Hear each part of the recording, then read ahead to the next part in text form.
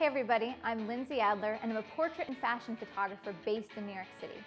Even when using just one speedlight, you can make massive changes to the use of modifier and angle of light that will change the mood of your portrait.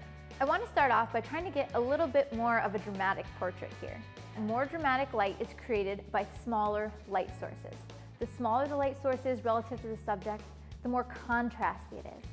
So what I'm going to do in this case is grab my FlashBender 2 Small. Let's take a look at what that looks like from this angle. The light is pretty flat straight onto camera, so there aren't a lot of shadows. The key to drama is shadows. So that's going to be my next step, is to try to create more depth. So what I'm going to do for that is I'm going to move this light off axis, off center, to create more shadows on her face. And I'm also going to modify the FlashBender 2, bend it down just to cut off a little bit of that bounce from the ceiling. Also raise the light up just a little bit, because what that will do is it'll cast the shadows down further from her nose and it will carve out her cheekbones even more. So maybe I want beauty light, something more glowing. One of the things I can do to get softer light would be to select a larger light modifier. Because remember, the larger the light source is relative to your subject, the softer it's going to be.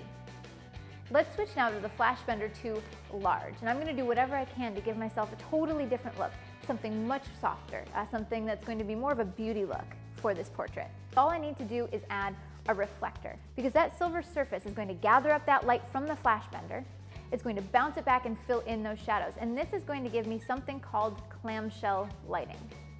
Clamshell lighting is very traditional in beauty lighting. It creates beautiful catch lights in the eyes. It's very, very flattering, and it's going to be great for photographing this subject. When I'm using a FlashBender in particular, I like to play with the angle of the speedlight, because it's going to make a really big difference to the end look of the image.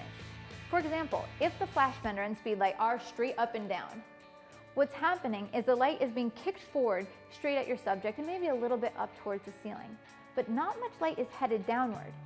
And I need some of that light to be headed downward so that it catches in that reflector. There is a ton of versatility when you're taking a portrait using speedlights.